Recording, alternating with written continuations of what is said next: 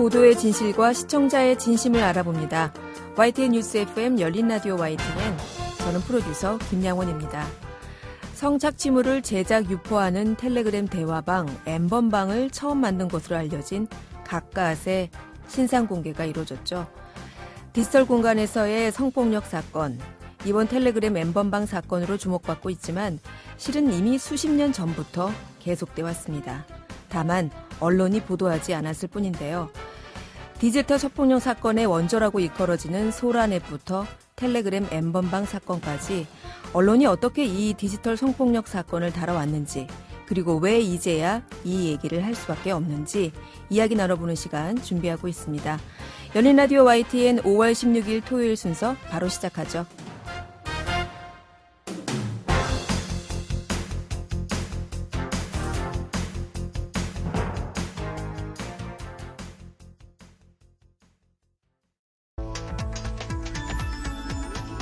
미디어가 전하는 이슈에 대한 다양한 분석과 팩트체크까지 바로 보고 뒤집어 보고 꼭꼭 씹어보기 위한 미디어 비평 프로그램 열린 라디오 YTN.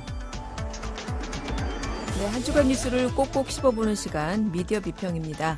오늘은 민주언론시민연합의 김원경 대표와 함께합니다. 안녕하세요. 안녕하세요. 네, 지난 한 주 이슈가 됐던 뉴스 중에 하나가 바로 텔레그램 엠번방 사건의 최초 주모자로 알려져 있는 갓갓이 검거됐고요. 또 신상 공개가 된 사건인데요. 네.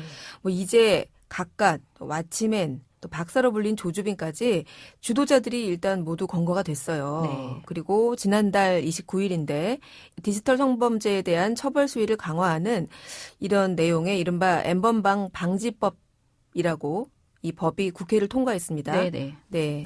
이번 본회의 통과는 엠번방 참여자 전원의 신상 공개와 처벌을 요구하는 청와대 국민청원에 수백만 명이 참여하는 등 정말 많은 이들이 분노하고 항의한 결과라고 볼 수 있습니다. 그래서 굉장히 의미 있는 일부 진전이긴 하지만 이게 너무 늦었고 그동안 너무 오래 걸렸다라는 아쉬움이 있습니다. 네. 소라넷, 웹하드 카르텔, 그리고 다크앱, 그리고 이번 엠번방에 이르기까지 디지털 공간 내에서 성폭력, 성착취는 무대만 바뀐 채 계속 반복되어 왔고요. 그 사이에 수많은 피해자가 고통을 받았습니다.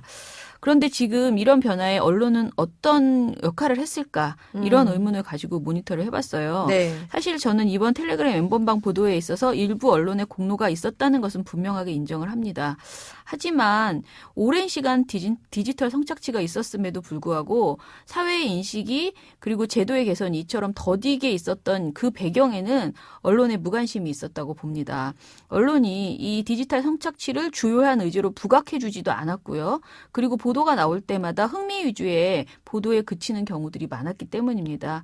그래서 최근 그간의 디지털 성폭력 관련 보도들을 모두 모아서 모니터해봤습니다. 그리고 그 결과 실제 우리가 생각했던 것처럼 참 소극적으로 보도했다라는 것을 알 수 있습니다. 네, 이번 엠번방 사건뿐만 아니라 그동안 있었던 디지털 성폭력 관련 사건 관련 보도들을 모두 모니터링을 해보셨다. 네.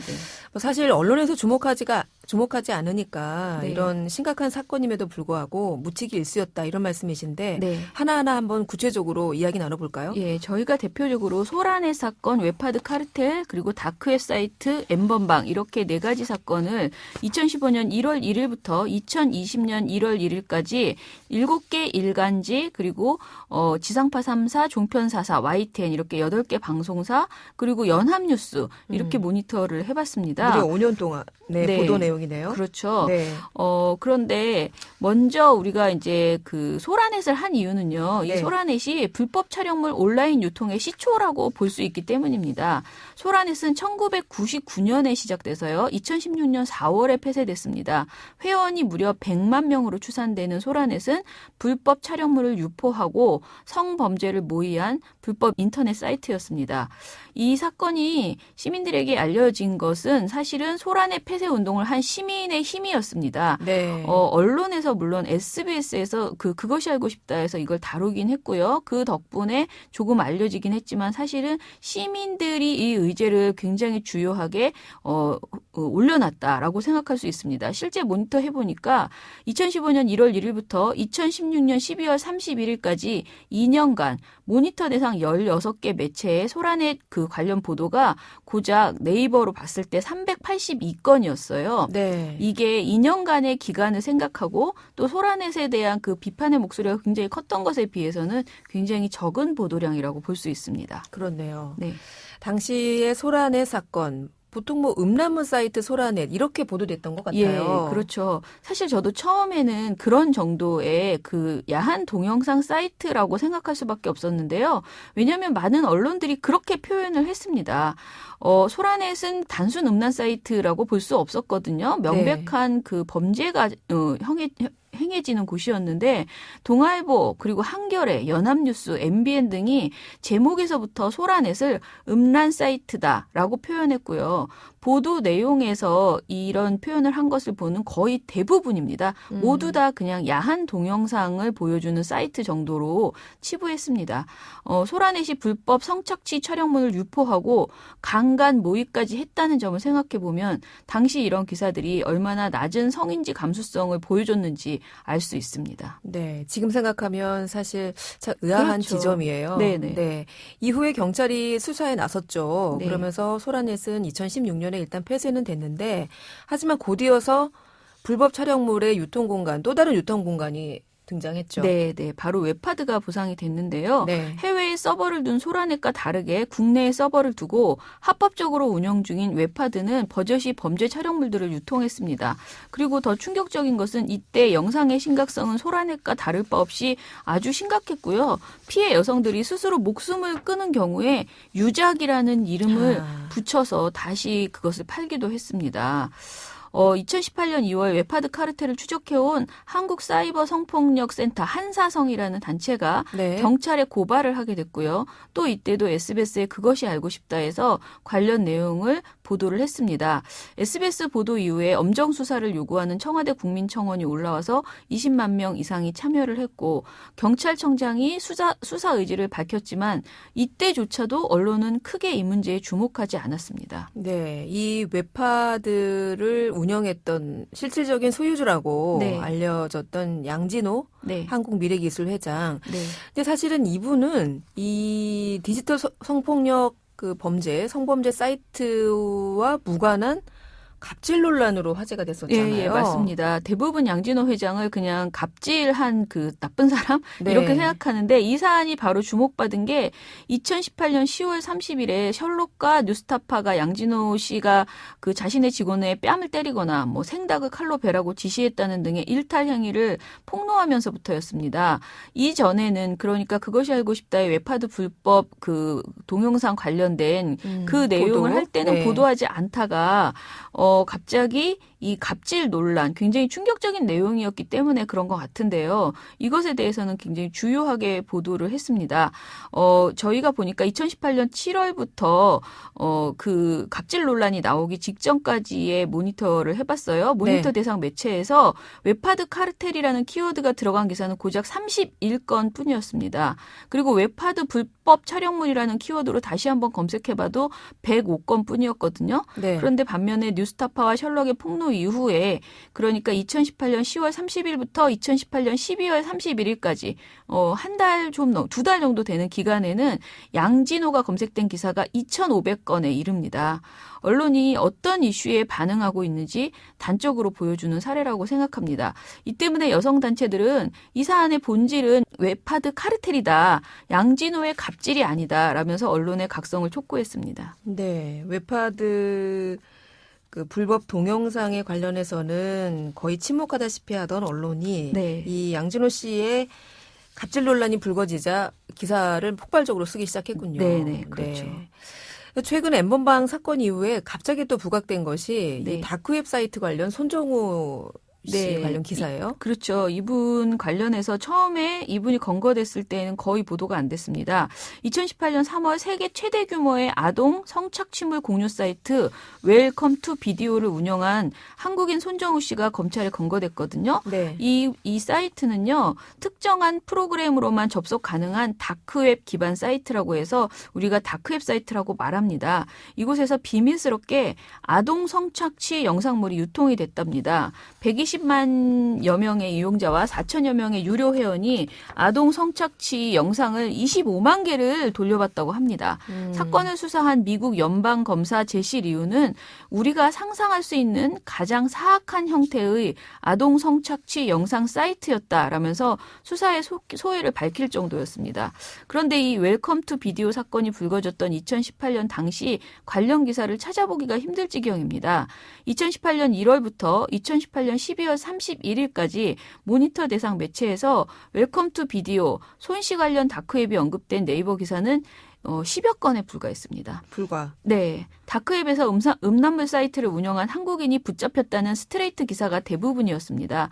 최근에 엠번방 사건 이슈가 터지고 운영자인 손 씨의 출소가 임박하자 언론의 관심이 다시 생기긴 했지만요. 가해자 검거 당시에는 그야말로 주요 이슈가 아니었다라고 볼 수 있습니다. 네. 그때 제 기억에도 이 다크웹 손정우 뭐 사실은 그때는 이름도 나오지 않았지만요. 네네. 근데 이 기사가 떴을 때도 그냥 이게 뭐지 하고 단신 정도로 네네. 짧게 지나갔던 기억이 납니다. 네. 근데 최근에 이제 이 텔레그램 엠번방 사건이 터진 이후에 다시 한번 거슬러 올라가서 이 다크웹 사건이 또 주목을 받고 있고요. 네. 이런 상황에서 텔레그램 엠번방 사건이 터진 거죠. 예, 그렇죠. 이번 사건도 정부나 언론이 아니라 기자를 지망하는 여성 대학생들에 의해서 처음으로 폭로됐습니다. 2019년 9월 2일 뉴스통신진흥회가 주최한 제1화 탐사르보 취재물 공모전에 공모한 대학생 기자단인 추적단 불꽃의 취재물이 우수작으로 선정된 겁니다. 네. 지금은 엠번방 사건이 대한민국 초유의 사건으로 연일 언론에 오르내리고 있지만 당시 이 사안에 관심을 가진 언론은 적었습니다. 기성 언론사 중에서 한겨레가 지난해 11월 엠번방 관련 보도를 내놨습니다. 보도 이틀 만에 경찰은 용의자를 체포했고 관련 스트레이트 기사가 일부 매체에 보도되기 시작했습니다. 이후 한겨레 연속 보도가 있었고 비로소 조금씩 관심을 갖는 언론이 나오기 시작한 거죠. 네. 그동안 활개를 치고 있었음에도 불구하고 안 잡는 건지 못 잡는 건지 네. 예, 이랬었는데 보도가 된 지 불과 이틀 만에 용의자가 체포가 됐어요. 네. 언론의 관심이 얼마나 중요한 것인가 하는 반증이라는 생각이 드는데요. 네네. 이번 이 텔레그램 엠번방 사건은 청와대 국민청원 게시판을 달군 내용이기도 하죠. 예, 사실은 엠번방 사태를 이슈화한 것은 언론, 한겨레보다는 저는 시민의 힘이었다고 생각하는데요. 2020년 1월 2일 청와대 국민청원 게시판에 성착취 사건은 엠번방 사건의 근본적인 해결을 위한 국제공조수사를 청원합니다라는 게시물이 올라와서 1월 24일부터 20만 명의 동의를 넘어섰습니다. 네. 이렇게 엠번방이 언급된 청와대 국민청원이 1월 2일부터 조주빈 신상 공개 전인 3월 20일까지 엠번방 키워드가 포함된 기사는 370건 수준이었습니다. 3월 23일부터 5월 1일까지 모니터 대상 매체 엠번방 키워드가 포함된 기사가 6,900건이었거든요. 그러니까 370건 수준으로 보도가 적게 되다가 이슈가 되니까 그제서야 6,900건으로 늘어났다. 이렇게 보시면 됩니다. 네. 아까 어떤 내용이었죠? 아까 뭐 한 1년, 2년 동안 모니터링 해도 뭐 30건도 네네. 보도되지 않던 데 비하면 네. 불과 한 달 반 만에 뭐 엠번방 키워드로 검색하니까 6,900건. 정말 그야말로 보도가 쏟아지기 시작한 건데요. 네. 자, 이렇게 엠번방 사건으로 이 불법 디지털 성폭력 관련 사건에 대한 보도가 그야말로 보도량이 폭발을 한 것인데 네. 그 조주빈의 신상 공개가 이루어진 3월 23일 네, 이때부터 쏟아지기 시작한 언론 보도 모니터링 해보셨죠? 예, 저희가 굉장히 속상한 것은 조주빈 검거 이후에 보도량이 많으면 그만큼 좋은 보도가 많아서 디지털 성착취 관련돼서 국민의 어떤 경각심을 높이고 제도가 개선되는 데 도움이 되어야 되는데 사실 저희가 모니터를 해보니까 그게 아니고 굉장히 흥미 위주의 보도들이 대부분이었다라는 겁니다. 네. 이번 모니터는 조주빈 검거 하루 전인 3월 18일부터 공범 강훈이 검거된 다음 날인 4월 18일까지로 한정해서요. 국민일보, 경향신문, 동아일보, 연합뉴스, 조선일보, 중앙일보, 한겨레, 한국일보를 모니터해봤습니다. 그랬더니 여전히 성폭력 범죄 보도에서 지켜야 할 것들을 지키지 않는다는 겁니다. 가장 중요한 것은 일단 피해자 보호가 우선이거든요. 네. 그런데 피해자 보호가 잘 지켜지지 않은 보도 내용들이 있었습니다. 우선 조선일보는요. 조주빈 포낸 여성 연예인 2명 충성 사진 있었다라는 4월 13일 보도를 했어요. 이 보도에서 보도 내용에서는요. 대중에게 알려진 직업군의 A씨와 B씨의 사진을 확보했다라고 되어 있는데요. 정작 제목에서는 여성 연예인 2명이라고 정확하게 직업군을 언급을 했죠. 네. 언론이 이렇게 피해자에 대한 작은 단서라도 언급하는 순간 사실상 2차 가해가 시작됩니다. 조선일보가 이렇게 지켜야 할 첫 번째 원칙을 깨트리고 나서 실제로 네이버 자동 검색어에는 N번방 연예인 피해자라는 단어가 생성되기 시작했고요. 중앙국민일보 등이 비슷한 보도를 하기도 했습니다. 네. 그 피해자를 특정할 수 있는 빌미를 넌지시 주는 그런 보도였는데 네. 저희가 이런 이 성폭력 범죄에 있어서 또 하나 하지 말아야 될 것, 뭐 대표님도 여러 차례 저희 네. 방송에서 지적하셨는데 범죄자, 특히 가해자를 너무 악마화하거나 네. 매우 비정상적인 사람으로 몰거나 이 범죄자에 대한 스토리를 만들지 말라고 하셨잖아요. 예. 그런데 이번에는 굉장히 심했습니다. 지금 네. 검거될 때마다 이런 식으로 보도하고 있거든요. 네. 범죄자의 일상, 가족, 그리고 모든 삶을 다 파헤쳐서 서사를 부여하는 것이 굉장히 언론의 나쁜 관습인데요. 이렇게 피해자에 대해서는 말할 것도 없고요. 가해자의 신상 정보를 낱낱이 파헤치는 보도는 사건의 심각성을 제대로 바라보지 못하게 합니다. 조주빈의 학창 시절 성적, 온라인 활동 기록이 과연 시민들의 알 권리를 충족시킬 만한 사연일까요? 언론이 보도하지 않았다면 사실 알 필요도 없었고요. 궁금해하지도 않을 내용입니다. 조주빈 신상 털기 기사가 그저 클릭 유도성 기사에 지나지 않는다라고 생각되는 이유입니다. 네, 이렇게 수천 건에 달하는 N번방 관련 사건 보도들, 뭐 과거에 아예 없었던 것보다는 뭐 낫다고 해야 되나요? 네, 그만큼? 이번에 아무튼 많이 보도된 거는 고무적이라고 생각을 합니다. 네, 근데 그럼에도 불구하고 지금 지적하신 것처럼 어떤 보도의 질에 있어서는 좀 이런 문제점도 있었다. 네. 이런 말씀이셨고. 그런데 요즘 뭐 코로나 사태 때문에 사실 뭐 모든 뉴스가 묻히게 네. 되는 시기이기도 하긴 하지만 네. 요즘 또 이 N번방 관련 보도들이 별로 안 나오는 것 같아요. 예, 정말 많이 안 나옵니다. 시간이 지날수록 N번방 사건이 잊히고 있는 것이 사실입니다. 3월에서 4월에 디지털 성착취 관련 보도는 조주빈이 전부였고요. 조주빈의 신상 공개가 임박한 3월 23일부터 신상 공개가 결정된 24일 무렵에 하루 150건의 기사가 쏟아져 나왔습니다. 문제는 그 이후인데요. 검찰이 아동청소년보호법 위반 등 14개 혐의로 조주빈을 구속 기소하고 강훈 등 공범들도 추가로 기소했지만 보도량이 점점 줄어들고 있습니다. 디지털 성범죄를 비롯한 성범죄 근절을 위해서 언론은 꾸준히 본질을 짚을 수 있는 기사들을 써야 합니다. 피해자에 대한 보호와 지원이 끝까지 잘 이루어지고 있는지 감시하고 그리고 가해자, 그러니까 N번방이나 박사방에 있는 죗값을 받아야 하는 그 사람들에 대한 수사는 제대로 되고 있는지 언론의 감시도 필요합니다.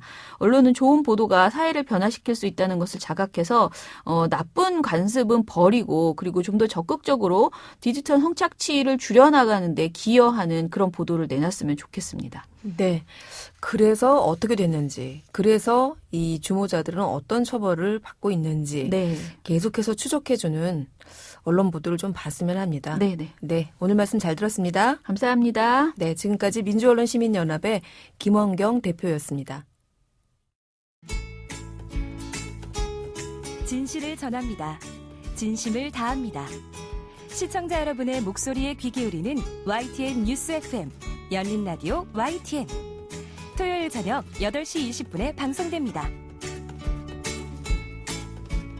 한 주간 YTN 라디오에서 방송된 프로그램들을 모니터링하고 평가해보는 시간입니다. 오늘은 박채린 시청자평가원 나오셨습니다. 안녕하세요. 안녕하세요. 네. 이번 주에는 어떤 프로그램 모니터링 하셨나요? 네, 오늘은 YTN의 새 프로그램 안보라 이현웅의 어서 옵쇼를 살펴보려 합니다. 평일 낮 시간인 오후 12시부터 2시까지 방송되고 있고요. 저는 5월 4일부터 13일까지의 방송분을 모니터링 해보겠습니다. 어서 옵쇼의 첫인상은 뉴스 채널인 YTN에서는 조금은 낯설다는 것이었습니다. 네. 뉴스 채널에 새로 생긴 예능 프로그램 좀 낯설게 느끼신 것 같네요. 네, 우선 이 프로그램의 기획 의도를 보면요. 피곤한 뉴스는 잠시 치워버리고 12시엔 쉬어가라는 겁니다. 그래서 전체적인 코너들도 상당히 흥겨운데요. 가수들을 초대해서 같이 노래를 부르거나 박수림 씨, 조영구 씨 같은 입담 좋은 분들이 나와서 오늘의 점심 메뉴나 다이어트 같은 소소한 이야기를 하기도 합니다. YTN이 해왔던 시사 정보 중심의 프로그램과는 확실히 다른 예능 프로그램이었습니다. 또 어서옵쇼가 뉴스 채널로서의 정체성을 강화해주는 프로그램은 아닌 것 같습니다. 다만 YTN 라디오가 기존에 해왔던 정보 전달의 방식을 달리했다고 볼 수는 있을 것 같아요. 코너 중 하나인 49금 토크를 예를 들면 전문가가 이 코너의 지향점은 성은 밝은 곳에서 건강하게 이야기할 수 있어야 한다라고 말하는데요. 다른 방송사였다면 재미 위주나 선정적으로 흐를 수 있는데 YTN 라디오에서는 전문가와 MC들이 친근하게 이야기를 나누면서 정보를 주겠다는 것이죠. 그리고 뉴스를 재밌게 소개하는 환웅 신화 등도 정보성을 유지하면서도 청취자와 좀 더 가깝게 다가갈 수 있는 라디오의 역할을 강화한 것 같습니다. 네. 뉴스 채널에서의 프로그램으로서의 정체성은 조금 아쉽지만 다른 타사의 예능 프로그램과는 다르게 정보를 좀 강화한 부분이 눈에 띈다라는 말씀이시고요. 네. 아쉬운 부분은 없었나요? 네, 청취자와 소통이 좀 더 깊었으면 좋겠다는 생각을 했습니다. 어서옵쇼는 프로그램을 시작을 할 때 오늘의 후식은 뭐가 좋을지 등 사소한 투표를 하면서 청취자와 접촉면을 넓히려고 노력하는 프로그램은 분명한 것 같습니다. 그런데 소통이라는 거는 오늘 점심 메뉴가 뭔지 퀴즈를 내고 푼다고 해서 이루어지는 건 아니잖아요. 네. 장수 프로그램들을 보면은 속 깊은 사연이 쌓여서 프로그램의 색깔이 만들어진다는 인상을 받았거든요. 어서옵쇼는 자리를 잡아가는 과정이다 보니 이런 부분을 강화하면 좀 더 재밌어질 것 같습니다. 그리고 하나 더 이야기를 하면 분위기가 가볍다 보니 게스트의 일부 발언이 부적절했습니다. 지난 6일 방송에서 조영구 씨가 스트레스에 관한 이야기를 하면서 가정에서 남편이 잘 출근하고 퇴근할 수 있도록 해줘야 한다라는 말을 했는데요. 남녀의 성 역할을 구별짓는 말입니다. 이런 경우에 진행자들의 역할도 더 중요할 것 같습니다. 네, 생방송 중에 나온 출연자의 이런 돌발적인 발언일지라도 진행자들이 좀 다잡았으면 어땠을까 하는 말씀 같고요. 자, 안보라, 이현웅 이 두 진행자의 진행은 어땠습니까? 네, 저는 YTN 라디오에 이렇게 유쾌한 진행자들이 있는 줄 몰랐습니다. 네. 네, 동시에 타사에는 인지도 높은 진행자가 꽤 있는데 두 MC분들은 성대모사도 재밌고 청취자와 소통을 이끌어내려는 노력도 밀리지 않는 듯 했습니다. 아나운서이시다 보니 단어 사용에도 주의를 기울이고 있구나 생각을 했고요. 다만 좀 전에 말씀드렸듯이 좀 흥에 겨운 프로그램 특성상 게스트들의 부적절한 발언은 잘 대처해주면 좋을 것 같습니다. 네. 오늘은 YTN 라디오의 봄철 프로그램 개편으로 신설된 프로그램이죠. 평일 낮 12시 때에 방송되는 어서옵쇼에 대한 시청자 평가원의 의견 들어봤습니다. 오늘 말씀 감사합니다. 네, 감사합니다. 네, 지금까지 박채린 시청자 평가원이었습니다. 열린 라디오 YTN에서는 시청자 여러분의 목소리를 듣습니다. 참여 신청과 의견은 유료 문자 샵 0945, 우물정 0945나 YTN 라디오 프로그램 열린 라디오 YTN 게시판을 통해 남겨주세요. 네, 뉴미디어 트렌드 함께해 주실 분입니다. 컨텐츠를 사랑하는 분이시죠. 뉴 아이디의 김조한 이사 나오셨습니다. 안녕하세요. 안녕하세요. 네, 저희가 봄 개편으로 방송 시간이 토요일, 일요일 이틀 나가다가 이제 토요일 하루로 줄었어요. 네. 그래서 참 오랜만에 뵙습니다. 그러니까요. 네, 잊으신 줄 알았습니다. 네, 잘 지내셨어요? 네, 잘 지냈습니다. 네, 자 이사님 못 뵌 동안 참 많은 일들이 있었어요. 네. 요즘 SNS 세상에서는 어떤 게 화제입니까? 숨든 명 깡이라고 들어보셨나요? 숨든 명? 깡. 숨든 명 깡? 깡은 아는데 숨든 명? 숨어듣는 명곡. 아, 숨어듣는 네. 명곡의 줄임말. 네, 주로 2000년대 후반부터 2010년대 초반을 강타했던 가야들로 지금 보면 어떻게 보면 되게 유치하고 네. 여럿이 같이 들으면 좀 부끄러운 그런데 이제 들으면 혼자 들을 땐 너무 재밌어서 이제 숨든 명이라고 부르더라고요. 네. 이른바 숨든 명 중에 한 곡이 깡이군요. 네. 네, 이 깡 가수 비가 부른 곡이에요. 네, 맞습니다. 2017년 이제 3년 정도 됐는데요. 비의 깡이 이전에 비교해 훨씬 짧은 시간 동안 넓은 부분이 빠르게 퍼지면서 약간 밈이라고 하죠. 뭔가 네, 어떤 아이콘이 네. 돼서 현상을 일으키고 있고요. 지금 예전에 발표했을 때보다 지금 조회수가 훨씬 더 많고 최근에 다 댓글만 한 7만 개 이상 이를 따라하는 동영상이 계속 줄을 잇고 있습니다. 네. 댓글 중에 이런 댓글이 있더라고요. 사실 뮤직비디오는 관심 없고 댓글 구경하러 오신 분들만 엄지를 슬며시 들어주세요. 저도 슬며시 들었는데 자, 그만큼 이렇게 댓글이 화제가 되고 있다는 거예요. 네, 몇 개 좀 소개해드리면 네. 벌써 새벽 2시인데 깡을 듣고 난 뒤로 내일 아침 출근 걱정이 사라졌고 댓글을 보고 난 뒤 마음의 평화가 왔다. 깡렐루야 모두 1일 1깡 하세요. 깡렐루야. 내 인생은 깡을 만나기 전과 후로 바뀐다. 물론 차이는 없다. 네. 뮤비는 관심 없고 노래 재생만 해놓고 댓글 읽고 있음. 그러다가 화면에 치명적인 표정 짓는 레인이랑 눈 마주친 후 경악. 네. 세로로 볼 때 희극이지만 가로로 볼 때 비극이다. 왜냐면 이제 가로로 볼 때는 뮤직비디오만 보이니까. 전 국민 김태희 눈치 보는 노래. 막 이런. 네. 저도 이 댓글 읽으면서 정말 그야말로 빵 터졌는데요. 이 댓글을 보니까 사실 뮤직비디오 속에 이 비 씨의 네. 이 춤, 댄스나 어떤 딱 클로즈업 되면서 얼굴 표정, 이런 거를 좀 조롱하거나 좀 요즘 시대와 비교해서 좀 뒤떨어진다, 이런 지적들이 많더라고요. 초기 데뷔할 때부터 이제 원래는 이제 아이콘이란 표정이었던 꾸러기 표정 같은 것들을 여전히 하고 있고. 네. 입술 깍 무는 거. 네. 근데 최근에 그 MBC의 유재석 씨가 나오는 방송도 그렇고 유튜브 채널에 이미 나왔어요. 네. 그래가지고 되게 대범하게 1인 1강 아니다. 1인 3강 해야 된다. 아, 3번은 네. 봐야 된다. 이렇게 말을 해서 화제가 됐습니다. 네. 1일 1강. 이게 이제 유행어가 됐다고 하던데, 저는 처음에 이게 설마 하루에 한 번씩 새우깡을 먹어야 한다? 네. 이렇게 아셨다는 분들 혹시 있으실 거예요. 지금 밖에 저희 기술 감독도 그런 표정인 것 같은데, 그런 분들 이 방송 꼭 들으셔야 합니다. 하루에 한 번은 이 깡이라는 뮤직비디오를 봐야 한다는 뜻이라는데요. 그런데 이 비 본인도 사실 1일 1강을 넘어서 3강을 해야 한다. 이렇게 얘기를 했다고 해요. 네. 그런데 이 깡이라는 곡이 나온 게 올해가 아니잖아요. 3년 네, 전이라면서요. 3년 전입니다. 그러니까 네. 이게 또 어떻게 알고리즘으로 우리가 나한테 깡이 왔나 이런 얘기들도 많이 있어요. 그리고 유튜브 때문인데요. 아, 유튜브가 내게 보내준 깡? 네. 이 알고리즘이 어떻게 내가 어떤 걸 봤길래 이걸 나한테 찾아오게 했냐 이런 얘기를 했는데 네. 실제로 이제 유튜브가 유튜브 때문에 주목받긴 했지만 네.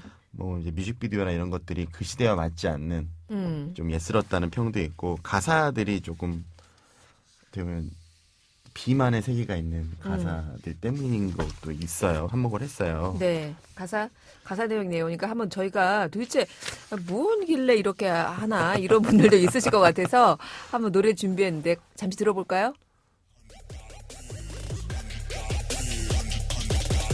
Yeah. 다시 돌아왔지 내 이름 레인 스웩을 뽐내 woo. They call it 왕의 귀한 후배들 바빠지는 중 신발끈 꽉 매고 스케줄 all day 내 매니저 전화기는 조용할 일이 없네 wow. 15년을 뛰어 모두가 인정해 내 맘에 같이 하나자 많아지 않지 매 순간 열심히 참 무대와 같이 살고 나니 멋이 어디가 36 오빠 또 한 번 무대를 적셔 rainy fact 나도 네. 지금 가사가 나왔어요. 네. 가사 좀 소개해 주시죠. 가사를 보면 다시 돌아왔지 내 이름 레인 스웩을 뽐내 후 they call it 왕의 귀한 후배들 바빠지는 중 신발끈 꽉 매고 스케줄 all day 내 매니저 전화기는 조용할 일이 없네 이런 가사가 있어요. 네. 이게 2010년이나 2000년대 초반이 아니라 2017년에 발매한 노래고요. 네. 2000년대 감성이 들어있지 않나. 그러니까 대중들은 깡에 대한 질타를 보내기보다 한바탕 웃는 쪽. 뮤직비디오 댓글창은 하나의 놀이터와 무슨 커뮤니티가 되고 있어요. 2017년 말에 발표된 노래지만 오히려 지금이 더 댓글들이 훨씬 더 많이 있고요. 네. 그리고 1인 1강을 넘어서 깡 뮤직비디오를 시청한다는 신조어가 이제 새우깡을 넘어선 거죠 지금. 새우깡을 넘어선 비의 깡. 네. 네, 이 깡 뮤직비디오를 보면서 많이 뭐 사실은 이거 본다기보다는요. 읽는다고 해야 될까요? 그렇죠. 읽는 게 맞는 것 같아요. 댓글 읽는 게. 네. 근데 이게 깡뿐만 아니라요. 비의 노래 중에 역주행하고 있는 곳이 또 있어요. 누리꾼들이 또 다른 유익거리를 발견한 건데 이게 좀 더 충격적입니다. 2014년에 발표했던 노래인데 네. 차에 타봐라는 노래입니다. 혹시 네. 들어보셨나요? 아니, 제 깡을 보니까 이게 또 유튜브가 저에게 추천해 주더라고요. 네. 이 차에 타봐라는 노래도 깡과 비슷한 거예요? 이것도 가사가 좀 문제. 이거는 뮤직비디오가 없어요. 근데 네. 자신의 여자친구에게 대시를 하는 남성을 차에 태워 때리겠다는 내용의 가사가 과하게 비장되고 곡과 어울리지 않았다는 평이에요. 그러니까 노래만 가사를 음미하지 않고 들으면 되게 아름다운 발라드입니다. 네, 발라드더라고요. 네, 노래 아름다운 멜로디가 발라드인데. 좋아요. 네, 좋아요. 네. 근데 가사는 지금 어디야 XX 놈아 내 전화 빨리 받아라. 지금부터 내 여자한테 전화하면 죽는다. 뭐 너 따위 남자가 바라볼 수 있는 감히 나조차도 바라볼 수 없는 내 소중한 여자. 내 여자를 네가 건드렸어. 나 못 참겠어. 어떻게든 너를 때려야겠어. 뭐 이런 가사가 나와요. 그러니까 내 여자친구에게 출근됐으니까 너 나한테 한번 맞아봐라. 가만히 안 두겠다. 이런 내용이군요. 네, 그래서 어떻게 보면 팬들이 생각할 땐 시대착오적 가사라고 생각을 하고 요즘 세대한테는 비의 이미지가 군림하는 월드스타보다는 더 친숙한 어떻게 보면 예능인으로서 접근되지 않나라는 생각도 할 수 있습니다. 네. 이게 댓글을 보니까 이 비 씨와 부부관계에 있잖아요. 김태희 씨. 네네네. 김태희 씨가 왠지 이겼다. 이런 댓글들이 있던데 또 어떤 걸 보니까 이게 참 모르겠어요. 이게 비 씨가 이걸 어떻게 받아들일지. 근데 녹음부터 믹싱까지 비 혼자 했냐. 이거 프로듀서는 안 말리고 뭐 했냐. 왜 이런 걸 만들었냐. 이런 댓글들도 있고 참 이 댓글들도 역시나 유쾌하고 재미있게 이렇게 많이 달려있던데 이 그야말로 아까 말씀하셨잖아요. 또 다른 세계관. 이것도 네, 유니버스라고 해야 돼요? 비유니버스라고 할 수 있을 것 같고요. 마치 네. 올 초 작년 말에 유행했던 양준희 씨와 함께 네. 한동안 비의 인기가 어떤 의미에서 새로운 인기가 생기지 않았을까 생각을 하고 있습니다. 네. 이제는 비까지 유니버스를 만드는 참 위대합니다. 자, 오랜만에 오늘 이렇게 나오셔서 2주의 화제 영상 하다 보니까 시간이 벌써 이렇게 됐어요. 네. 저희가 어떡하죠? 인사드려야 될 시간인데. 네. 네. 원래 저희 준비하셨던 중요한 OTT 관련 내용이 있어요. 요거는 저희가 2주 후에 우리 김조한 이사님으로부터 들어보도록 하겠습니다. 오늘 말씀 유쾌하게 잘 들었습니다. 네, 감사합니다. 네, 지금까지 뉴 아이디의 김조한 이사였습니다. 열린 라디오 YTN 5월 16일 토요일 순서 이제 마칠 시간입니다. 저희 프로그램은 YTN 라디오 홈페이지와 YTN 라디오 애플리케이션 그리고 유튜브와 팟빵을 통해서도 다시 들으실 수 있습니다. 오늘 끝곡으로 두아 리파의 Don't Start Now 준비했고요. 저는 다음 주 토요일 저녁 8시 20분에 다시 돌아오겠습니다. 지금까지 김양원이었습니다. 고맙습니다. Beautiful one.